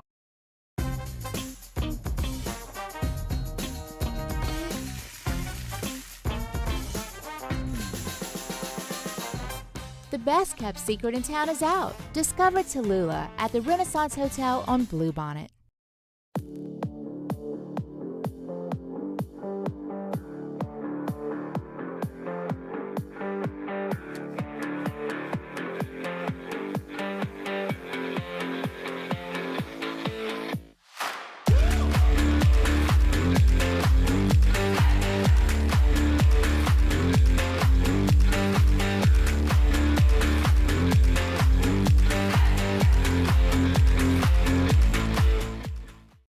Hey, it's Matt Moscona. For years, you've heard me tell you about Insurance Network of Louisiana, helping you find better coverage for less money. But it's not just for your home and auto. They also offer commercial property. So, retail stores, professional offices like doctors, dentists, attorneys, clothing boutiques. Insurance Network of Louisiana can find you better coverage for less money. They service the entire state of Louisiana, and they're local. So call today at 293-0450 or lainsurance.net. Yo, Jake here from my friends over at Community Steel Company located in Gonzales, Louisiana. The local place you can turn to for all of your metal building needs. Notice I said local, not Houston, not Dallas, not Atlanta, but right here in Gonzales. Visit them at their brand new state-of-the-art website at communitysteelco.com or pick up the phone and give them a call today to answer all of your questions on your metal buildings, roofing and sheet metal, and any other steel needs you or your business need at 225-647-2020. Jerry and Benny Payne began Central Plumbing Company out of their driveway in Tanglewood subdivision.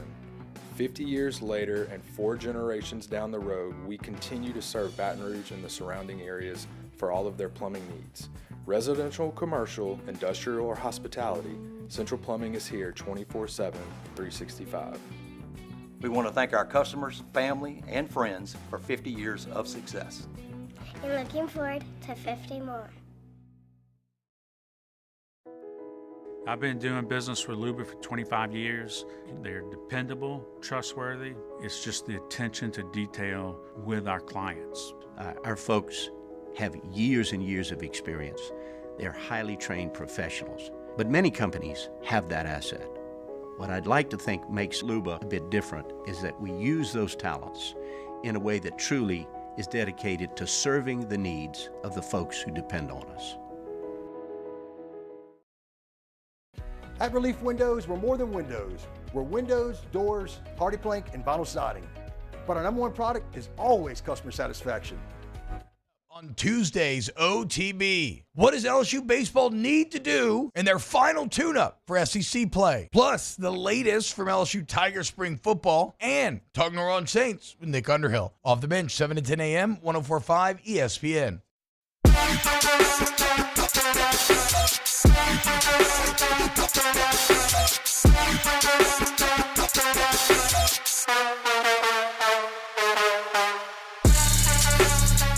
This is the Hunt Palmer Show on 104.5 ESPN Baton Rouge. Busy weekend out at the box. Final non-conference weekend tune-up for the Tigers. They take 2 out of 3 from Xavier, winning on Friday and Saturday, dropping the finale. Xavier avoids the sweep with a 2-1 win. Buzzy Heidel was on the call yesterday. Joins us now on the Jim's Firearms Hotline. Buzz, how are you? Doing good, Hunt. Thanks for having me on, man. Appreciate you making the schedule fit. I'm on carpool duty today, so I appreciate you making the adjustment. If we've got to accommodate carpool, we've got to accommodate carpool. So we'll make it work. Let's start with the good. LSU's starting pitching for the last 2 weeks has just been spectacular. We'll start at the front with Luke Holman. What do you like about his game? Well, I'll actually give you one right here. If you're ready for this, I got this from Todd Polich. Through 14 games thus far, starting pitchers are 11-1, a 1.45 ERA, 120 Ks, 22 walks, and 74 and a third innings pitched. Opponents are batting 183 off of starters. So the starters have all been great. Did you specifically ask about Holman? Yeah. I mean, I tell somebody, if you want dinner reservations after a Holman start, just make it 2.5 hours after first pitch, and you should be on time. I mean, he works quick. I say this all the time. I mean, pitchers that work quick, when you got really good stuff, that helps. But when you work quick, it just makes everything, makes the game flow better. Guys make defensive plays behind you. He just throws a lot of strikes. He's a veteran. He's done it before, so you know what you're going to get most times. The old saying, he's going to keep you in ball games. I mean, it feels like he's going to always keep you in ball games. I don't know that he's going to throw a shutout every Friday come SEC play, but you feel like every Friday he's going to give your team a chance to win, and fills up the strike zone. Every time you look up, it's 0-2, 1-2, and he just pitches, man. It's fun to watch. It's like Jay Johnson said, he's I think everybody's starting to see why when he went into the transfer portal, they were hot on him and were super excited when they got him to campus. You were on the call Saturday. I was on dad duty, so I was watching the game, and I texted you asking for jumps velocity, and you said 94, 95. You don't see a ton of that from the left side in college baseball, but he's pretty good.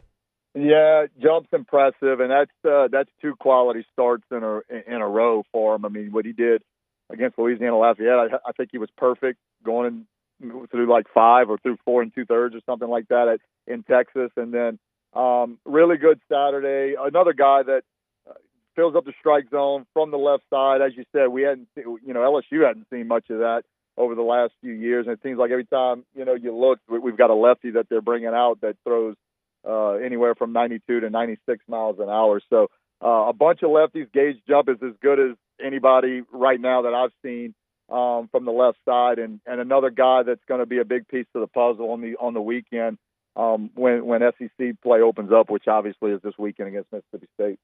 Look, Thatcher Hurd gives up a lot of traffic. It's not really ever very clean, but he tends to pitch his way out of it. What'd you see from his outing yesterday? Yeah, I mean, he's a guy that, you're right. He pitched in the clutch. He got out of tough jams. He stays up in the zone at times, and he must not hide the ball as well. I mean, look, he gets the strikeouts. I like that he only had the one walk. So I mean, he had it was either 9 or 10 strikeouts with one walk. I mean, that's really good. So anytime you do that, teams aren't going to against Thatcher Hurd. I don't think they're going to just hit him all over the ballpark and score 5-6 runs in any outing. Although he tends to give up hits, and that's just from at times probably trusting his stuff too much, which you'd rather that than tiptoeing around the strike zone and walking everybody. But at times he'll stay again a little up in the zone. But the stuff is really good. I like when he mixes that curveball in, the big overhand curveball. I think he's more effective. At times I believe he'll try to overthrow that slider and kind of get erratic with it. But a guy who, look, if he stayed in that Sunday role, Hunt, I think, again, LSU's going to be in a very good place if he would stay in that Sunday role and only give up two runs every Sunday. I like my chances of LSU figuring it out offensively, although they've been a little slow. But I like my chances on a Sunday with only giving up 2 runs. I don't know. Look, with Cade Anderson throwing so good the last couple weeks, his stuff is really good. I could see a scenario where he moves into some type of weekend rotation spot, and maybe a Hurd goes into the back end of the bullpen. This is all speculation. I don't have any information on this. I'm just saying you could see maybe if that being a thing, because Hurd has pitched out of the bullpen. He did such a nice job last year out of the bullpen at times late in the season. So a lot of options. I like Hurd. You're right. It's not always the cleanest. It's not always the prettiest, but at the end of the day, you look up and he another guy who typically gives the LSU Tigers a chance to win every time he starts. My contention is that we'll learn kind of what Jay Johnson thinks about Cade Anderson tomorrow. If he runs him out there in 90 pitches tomorrow, we know you probably won't see him in Starkville. If he's cruising through 40 pitches and you see him sit down, I think that indicates that we may see him again on Sunday in some sort of role. Is that kind of how you feel about the freshman? Yeah, and I just think he's too good to every game counts. Obviously, the ones on the weekend count more. So you don't want to just lay down for the weekday games. But the reality is the weekend series, the SEC series, are more important. So if you had a guy like a Cade Anderson who's been so dominant his first couple starts on the weekdays, you just would think he would be more valuable in a weekend spot, some type of either in the rotation or coming out of the bullpen.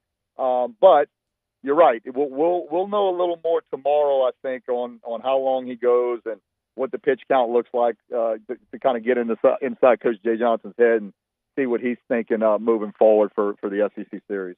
Chatting with Buzzy Heidel, Tiger National Champion, member of the LSU Sports Radio Network, was on the call this weekend for LSU and Xavier. You mentioned the offense has started a little slow. Are you concerned at all with some of these games offensively? Well, it's you can look. It's glass half full or glass half empty. I mean, the offense is a little slow, and Tommy White hasn't really done anything yet. I mean, that's not going to happen all year. So it's like, these guys can do it. Josh Pearson's another guy that we've seen do it. He's struggling a little bit. Bingham was a 360 hitter, at Arizona, who we know he can do it in college, and he's not particularly lighting it up. I mean, he's had some big hits, but I'm saying, there's some veteran guys in this lineup that you get the feeling aren't going to struggle all year. They're going to pick it up, and you can understand a freshman or a new guy here and there. It taking a little time, although Stephen Milam's been electric. He's been unbelievable at the top of that lineup, putting together good at bats. He hit a lot of balls hard yesterday, playing an unbelievable defense. So he's a really good player. But I don't think it's really time yet to hit the panic button. Although it's clear it isn't the offense yet that we had last year. But pitching's there, and pitching's going to be there all year, I think, and they're going to keep them in every game. I don't think it's going to be a situation where they're going to have to score 8-9 runs every game to win. I think. Heck, look, yesterday if they'd have just scored 3, they'd have figured out a way to win the ball game. So with their pitching, the offense doesn't have to be what the offense was last year, but it definitely has to pick up, and it's got to start just getting the bigger hit in the clutch. They did it on Saturday early in the game, or Friday early in the game, and then they didn't really put anything together. Xavier had their Friday guy going as well. There's something to that. Saturday they hit in the clutch early, and then got a little bit during mid part of the game. And then yesterday they just left too many guys on base and didn't get the big hit. So it's all about repetition. It's still early in the season. They're going to be better, in April than they are now. So no time to hit the panic button. But you definitely want to see some guys step up that you're counting on, some of those veteran guys. Obviously, Mississippi State's coming up this weekend. On the other side of that, you've got Arkansas, Vanderbilt, Tennessee, Florida. It's 4 teams in the top 9 in the country. Yeah. After that, do the players even care about that? You've been at practice and in the dugouts before as a player. I'm aware of it, and I think they really need to go get 2 games this weekend. Do you think they care? The way it is now, it's probably plastered all over the place. Yeah. I mean, social media is a big thing, and every time they get on, I'm sure something's popping up at them saying that exact stat that you just mentioned about the top teams that they're going to play. When we were, it just goes, I'm not that old, seems like anyway, but it wasn't, we had social media, but it wasn't like that. You just didn't know it. So I would say no. We just went and said, hey, like everybody says Mississippi State's down this year. Well, I was just looking at their numbers. Maybe they're not as good as they have been in the past, but their numbers look pretty good. They're hot as of late. We're going to Starkville. We're going, you're playing Mississippi State, for crying out loud. I don't care if they're, picked to finish last in the SEC. You're going to a place which, tradition-rich place that loves their baseball. You don't think that's going to be a hard place to play. You're crazy. So we didn't really look at all that. We just knew, okay, we're going to Mississippi State. This is a good team. This is going to be a good series. We're going, to Tennessee. We know Tennessee gave us fits. I don't know that I knew where they were ranked or what their record was, but I just knew it was going to be a tough, we knew it was going to be a tough competitive environment. So couldn't agree more with you though, Hunt. It's the first 5 series of the SEC. They've got to make sure that they're playing their top-notch baseball. It gets easier in the second half, but I don't know that easy would be the word that Coach Jay Johnson or anybody on that staff would use to describe SEC series. But it definitely lets up a little bit. Although Texas A&M's in the back half of that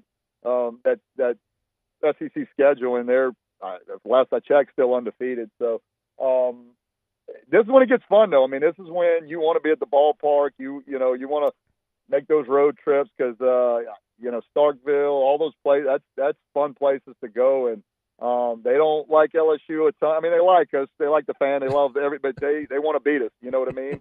And it's competitive, it's rowdy, fans are everywhere. It's just a fun environment. So this is the time to be a ball player for sure. Officially release you for carpool duty. I still got a little time, man. We don't need to talk about what we're hitting in from 150. If we're going wedge. We can talk about ribs if you want to talk about eating ribs. Yeah, we can. Yeah, well, we got hammered on that, so we'll. The ribs are delicious, but don't carry on about them on a radio / broadcast over ESPN Plus. You'll get hammered for it.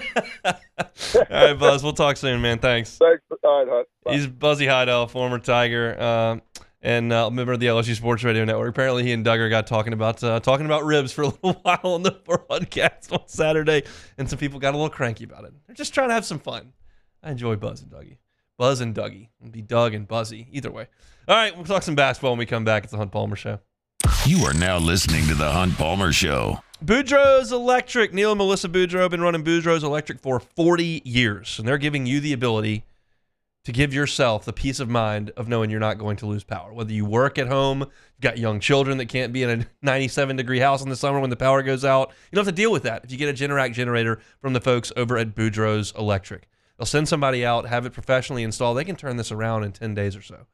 They do that, give you the peace of mind as we enter the summer, and we know what that means, to have that generator know that you're not going to lose power. Whether you're at home riding out a storm or maybe you evacuate, you come back, you don't have a spoiled fridge, you don't have a house that's 98 degrees, because you've got that Generac generator running. Every single generator comes with a warranty, 7 to 10 years on that warranty, but depending on if it's an air powered or a liquid powered generator, got to give them a call and check them out over there at Boudreaux's Electric. Our listeners fire off their opinions on the jimsfirearms.net hotline at 499-1045. Keep listening for your next chance to shoot us your thoughts with the jimsfirearms.net hotline on 1045 ESPN Baton Rouge. Gulf Coast Bank and Trust is giving our customers the power to bank anywhere, anytime during this challenging event. And we're right there with you. Our mobile banking app is a smart way to manage your money and time. Gulf Coast Bank and Trust, the bank that cares about you. There it is, the extra mile, on the border of expected and extraordinary, for those willing to go further, like vans customized for work or play, with safety and tech to keep you connected, supported by a 5-star sales, service, and finance team, and backed by the 1-star you know. So go the extra mile. It's never crowded, because so few have what it takes to go there. Mercedes-Benz Vans. Elevate brand visibility, ignite customer engagement with the power of radio and digital advertising combined. Guarantee Digital Media brings the two together as a trusted media partner in Louisiana for nearly a century. Claim your free digital audit at guaranteemedia.com. Power up your next project with John Deere Deals by Sunshine. Whether you're working hard or playing hard, our knowledgeable team will help you find the right product for you. Ask us about our amazing tractor package promotions. Learn more about what it means to be powered by sunshine at sunequip.com.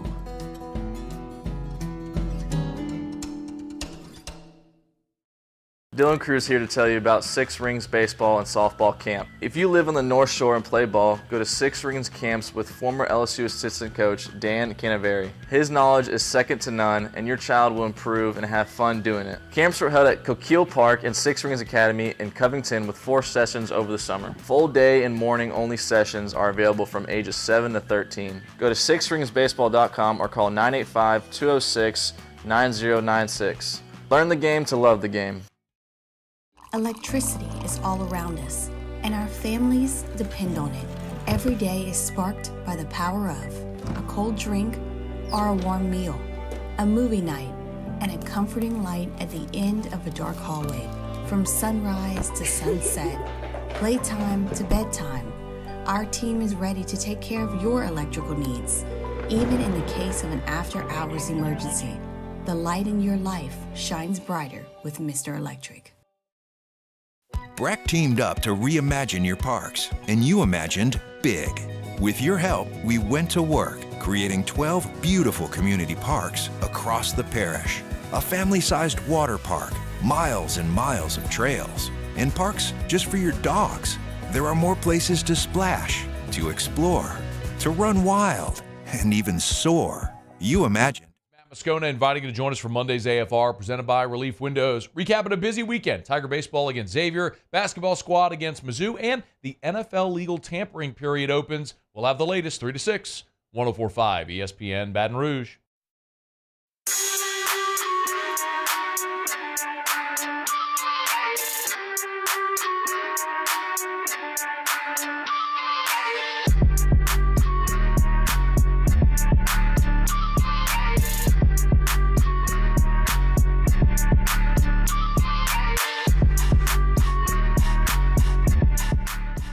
Discover the largest showcase of outdoor gear in Louisiana, featuring everything from fishing and hunting equipment to ATVs, boats, and more at the Louisiana Outdoor Expo this weekend, March 15th to the 17th at the Lamar Dixon Expo Center. Register for your chance to win tickets today at 1045ESPN.com. You're listening to The Hunt Palmer Show on 1045 ESPN Baton Rouge. Monday show is brought to you by Gulf Coast Office Products, GCOPnet.com. All your printing, scanning, copying needs. Gulf Coast Office Products, official office products supplier of the LSU Tigers, New Orleans Saints, New Orleans Pelicans, and ULL Ragin' Cajuns. We had Matthew Bruni on in the first hour, and I asked him about the women's basketball game and the altercation that obviously kind of overshadowed a lot of the game. But I didn't give my thoughts on it, so I will here.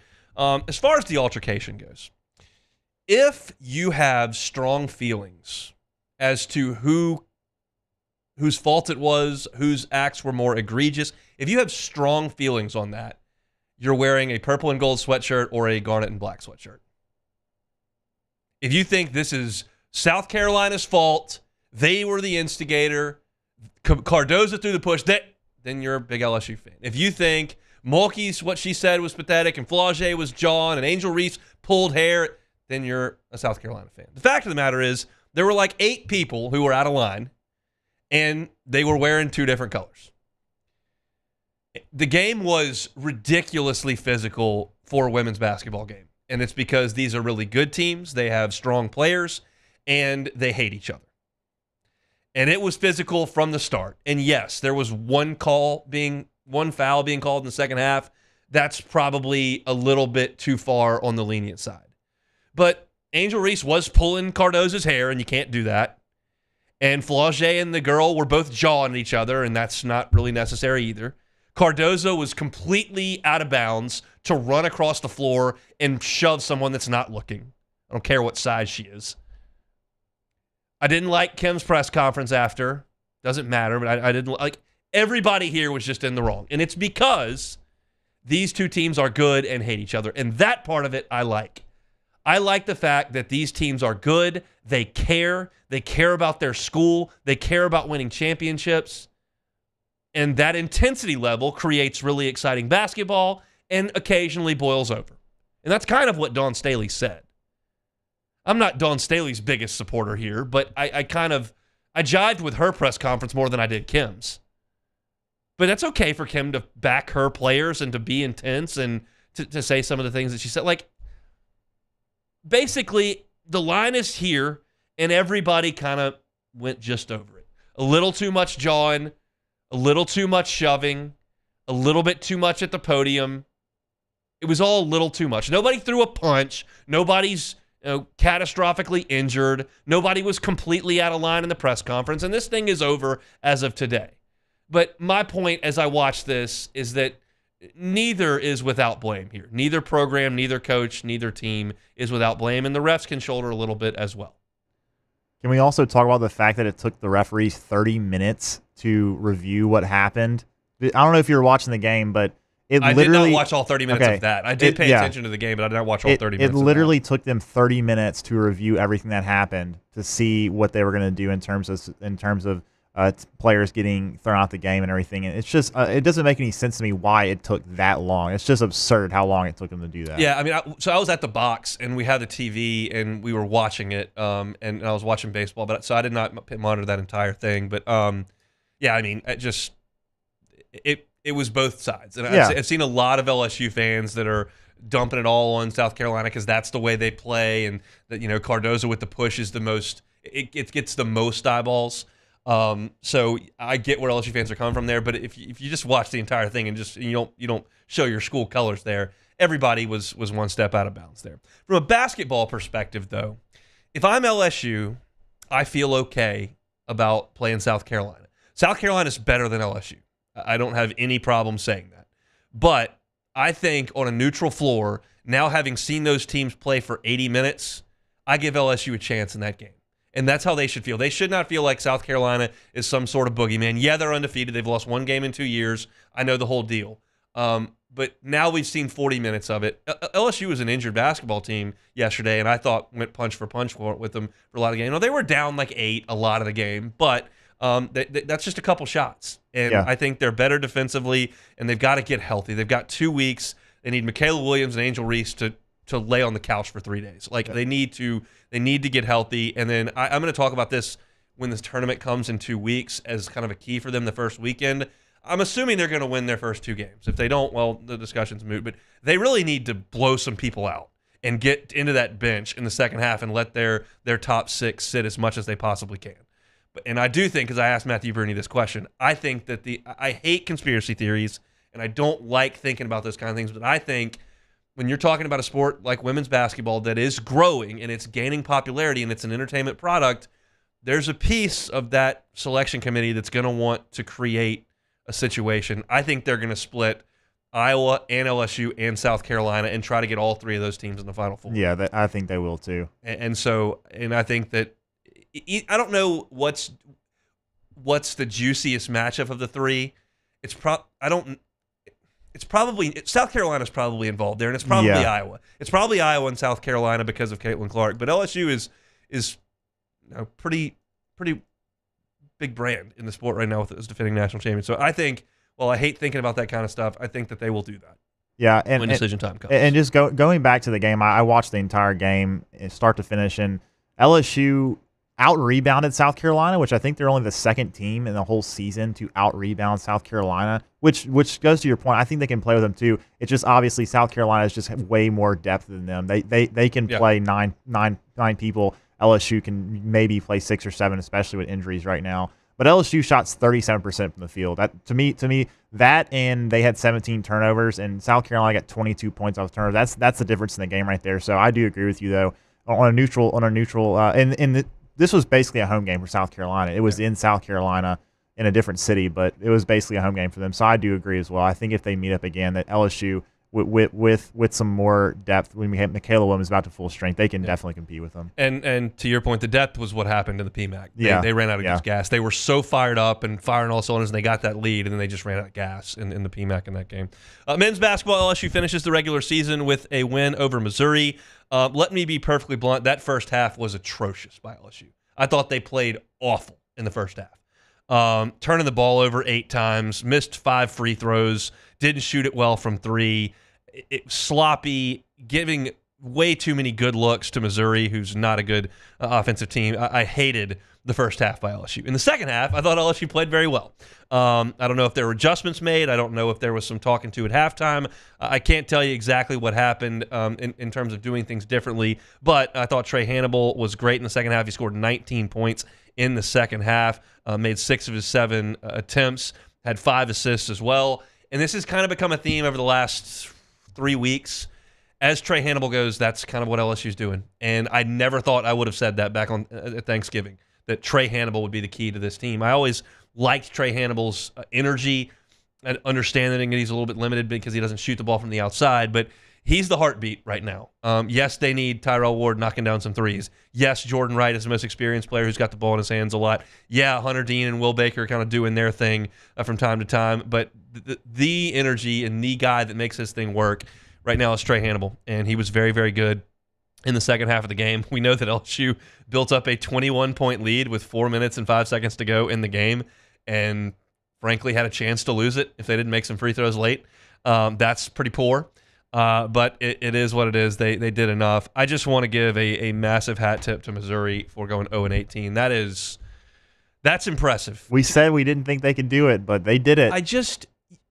From Christmas to Easter, at some point, you got to get hot from 3 and knock down 10 shots and a half. Like, at some point, you've got to do it. And they found a way to never – and it wasn't like we ran through the stats on Friday. It's not like they got blown out every night. They lost a ton of games by 7 points. You would think at some point you'd hit some shots and win a game. And Missouri made three more 3-pointers than LSU did in this game. Yeah, they did. East was good. I found it a little bit interesting that it was Carter. Carter kept jawing. It's like, bro, you're 0-17.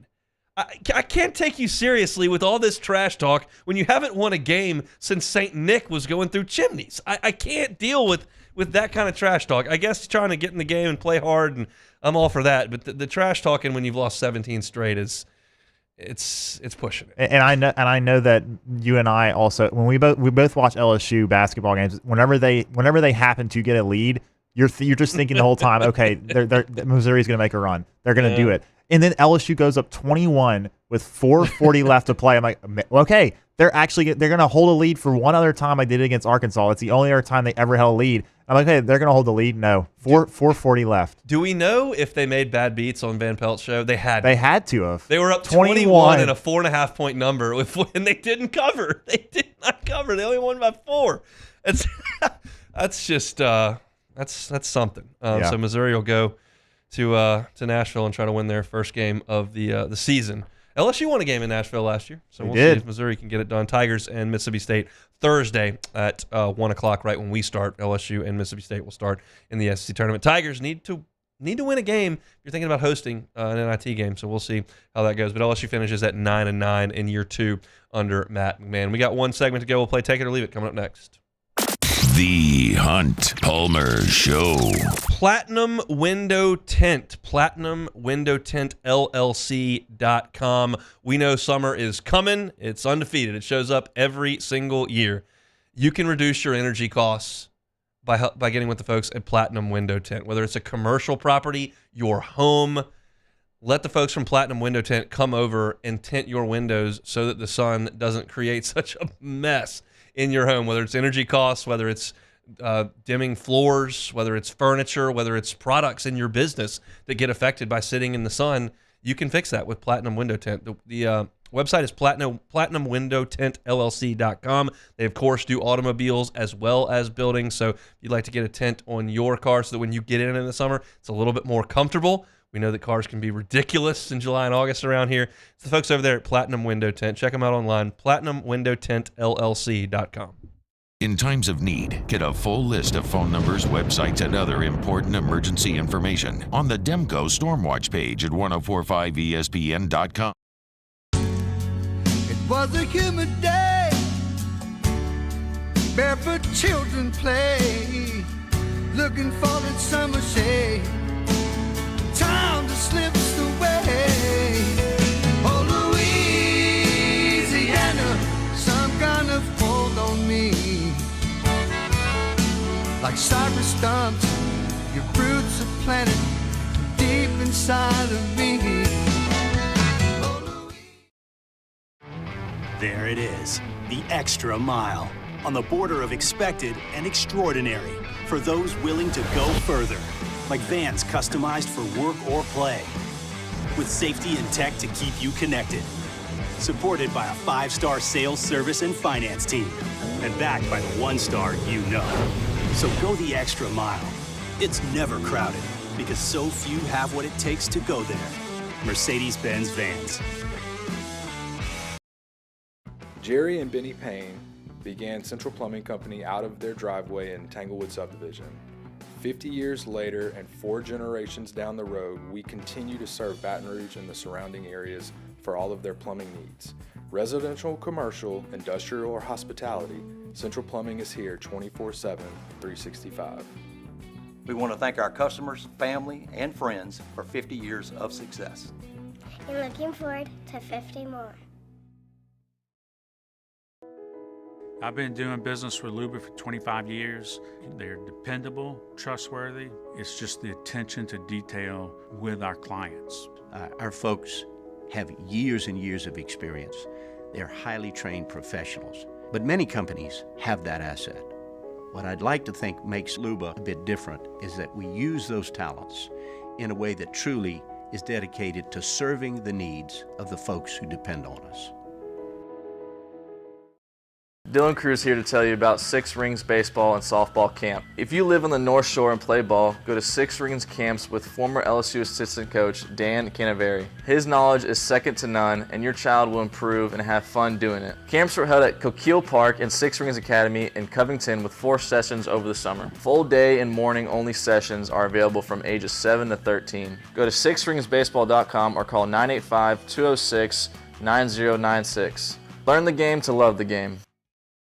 Electricity is all around us, and our families depend on it. Every day is sparked by the power of a cold drink or a warm meal, a movie night, and a comforting light at the end of a dark hallway. From sunrise to sunset, playtime to bedtime, our team is ready to take care of your electrical needs, even in the case of an after-hours emergency. On Tuesday's OTB, what does LSU baseball need to do in their final tune-up for SEC play? Plus, the latest from LSU Tiger Spring football and talking to Ron Saints with Nick Underhill. Off the bench, 7 to 10 a.m., 1045 ESPN.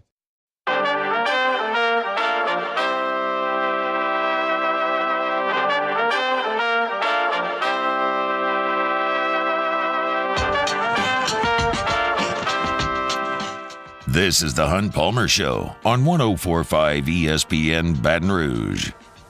I'm just seeing this story that I was unaware of. We were just talking about the fight that LSU and South Carolina got into yesterday, and I did know that Flau'jae Johnson's brother did come on the floor. His name is Tayron Milton.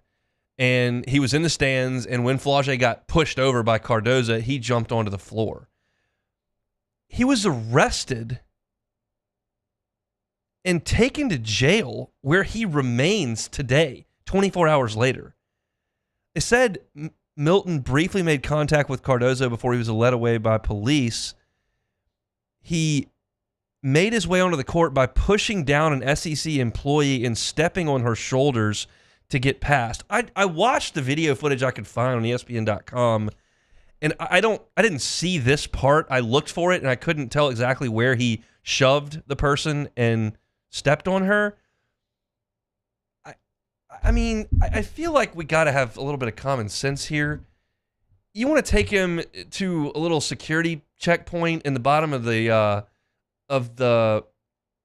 arena until everybody leaves? Like, okay, 24 hours in prison? I mean, we don't need civilians on the floor. I can try to argue the other side, but can we use a little common sense here?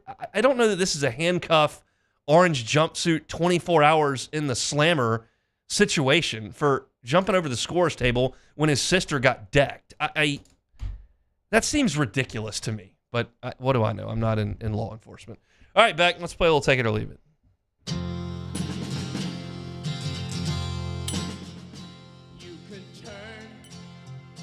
All right, sorry about that. First one here. Scotty Scheffler appears to have exercised his putter demons, winning the Arnold Palmer Invitational by 5 strokes. Scheffler will win a major this year. Take it or leave it. I'll take it. I was all ready to say I'll leave it because it's really hard to win a major. But yeah, he's very good. And statistically speaking, some of the guys that I follow in the golf world, like the no laying up guys that deal with the golf data, the run he's on striking the golf ball has been paralleled really only by Tiger Woods. There was a thought that Colin Morikawa was kind of that guy with his iron play for a little while, and he was. He won 2 majors doing it, but Scheffler's even blown that out of the water. He just simply wasn't winning because he wasn't making any putts, and now he's making some putts. So if he makes putts, nobody's even in his stratosphere at this point. So yeah, I think that I will pick him to win a major at this point. I couldn't tell you which one, but he's really, really good and $4 million richer after yesterday, which is nice hit for him. All right, we're going to just do one more here. The Tampa Bay Buccaneers signed Baker Mayfield to a 3-year, $100 million contract with $50 million of it guaranteed. Good deal for the Bucs. Take it or leave it. I will take that. That is not a lot of money. That's not even close to what the Saints paid Derek Carr. It's half. And so I think if you're talking about, you're not paying Baker Mayfield to be the first-team All-Pro quarterback. You're paying him because you think he can function the team. And now because he's your quarterback, and that's bargain basement for the NFL as far as quarterbacks go, you can try to fill out the roster around him. I think that is a very good deal for Tampa. It is what it is. They don't have Josh Allen, they don't have Joe Burrow, they don't have Patrick Mahomes. They've got a middle of the road quarterback, but you're paying him so far down that the money makes sense. The money doesn't really make sense for the Saints, and that's kind of one of the things we were talking about earlier in the show. Is that, like, a lot of the things that they do financially, like, I just don't really get. I think that continuing to kick this can down the road is not great. I think that paying Derek Carr as much money as they do is not great, and that's why I just don't feel super awesome about the Saints' prospects as we sit here in March. We'll see what they're able to do in free agency and what they're able to do in the draft, and maybe things shift by the time we get to September. But right now, I don't love that, and I have no idea what Carolina's doing. I think they're awful, but I think the Falcons got better today with the addition of Kirk Cousins, and I think the Bucs have kind of remained relevant with the signing of Baker Mayfield to the deal that they got him on. Now we'll see what they can do with the rest of the money that they've got allotted to that roster, because they got some holes like everybody else in the NFC South has as well. It's crazy time in the NFL. News of the day, Russell Wilson's going to sign a 1-year deal with the Pittsburgh Steelers. We've already seen Saquon Barkley switch teams in the division. He's leaving New York, going to Philadelphia. We saw Tony Pollard is headed to Tennessee. There's a lot that's going on in the National Football League, and trust me, ESPN will be all over it nationally, looking up, and they're talking all about free agency as we sit here today. But we talked about a lot of other things on today's show that you can certainly go back and catch on demand. 1045ESPN.com's on demand tab, Apple Podcasts, Spotify, Google, wherever you find your sound, you can find us. Open the show today talking LSU baseball. That breakdown brought to you by Pluckers. First 30 minutes, first 15, we're on pitching. The next 15 were on hitting, and are there some concerns there with the way LSU swinging the bat? I kind of talked my way through that at the top of the show. Matthew Bruni was with us at 1:30 talking all things basketball, LSU men and LSU women. He does a great job of covering them. At the end of hour number 1, talked to Mario Davis contract extension, as well as Kirk Cousins headed to Atlanta. In hour number 2, we started off with a couple of guests. Billy Embody talking recruiting, a huge weekend on campus for LSU. They get a commitment. It sounds like things are trending the way for a couple of other guys as well. If you missed that segment with Billy, you can catch it on YouTube at Hunt on LSU. Buzzy Heidel was with us at 2:15, talking all things baseball, Buzz, and national champ, and member of the LSU Sports Radio Network. And then some thoughts on basketball from me at 2:30. So you can catch all that, as I mentioned, on demand. Our Monday shows are brought to you by Gulf Coast Office Products, GCOPnet.com, GCOPnet.com. Work with the folks over at Gulf Coast for your printer, copier, and scanner needs. They've got the capabilities to handle any size account, and they're also small enough that you get that quality customer service that you'd expect from a local company like Gulf Coast Office Products. And not just here in Baton Rouge, throughout the entire state, you can do business with Gulf Coast Office Products and our guy, Trey Beal, who brings you our Monday shows. Fired up for tomorrow's show. We'll get you ready for LSU and South Dakota State. In baseball, we'll chat with Glenn West of Go 24/7. We'll, of course, chat with Sharif Ishak on all things New Orleans as well.